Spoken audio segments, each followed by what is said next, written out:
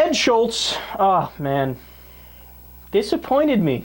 The other day there was a report from Richard Wolffe that Ed Schultz, while he was in a meeting with President Obama and a couple other progressive hosts, that he had this epic tirade, as it was called, where he tried to motivate the president to fight.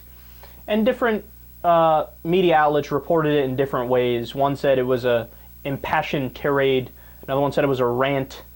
And there were some allusions to ripping into Obama. Other articles had like ripping the tirade itself, not ripping into Obama.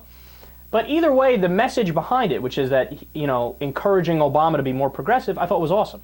And I came out on the show, I gave Ed Schultz credit. Well, listen to what Ed Schultz is saying about it now. The president said, Ed, you haven't said anything. You have a comment? And I was the last one to speak. And this was, at a time where, the left was down. It was the end of the debt ceiling, whatnot, and people were wondering how this campaign was going to look. And I said, Mr. President, I think you got to talk to the people who got you here to the White House. I think you got to emphasize on the middle class.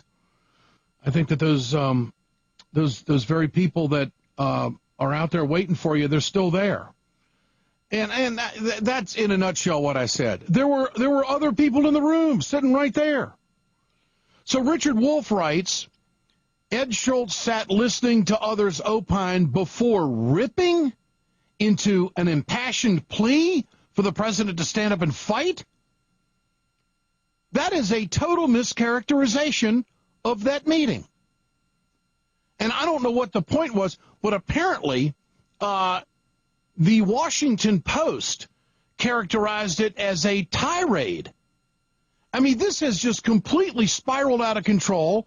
I'm getting beat up for it. There was no rant. There was no tirade. There was no engagement of negativity between me and the President of the United States. And quite frankly, I'm pissed about it. MSNBC cheerleads for the Democrats. Ed Schultz is showing that right here by saying, if I offended you and you're an Obama fan, I didn't yell at the president. I would wear that like a badge of honor. If I were to get to meet with the president, which I would they would never invite somebody like me. You know what I would say?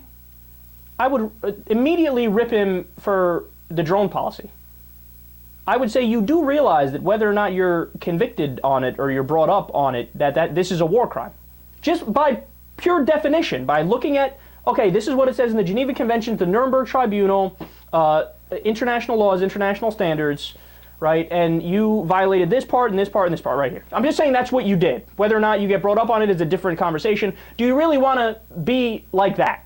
Is that how you want to be? I mean, somebody needs to be in Obama's ear like that. And when I hear this story, I think, you little bitch. You had the opportunity to do it, and you did.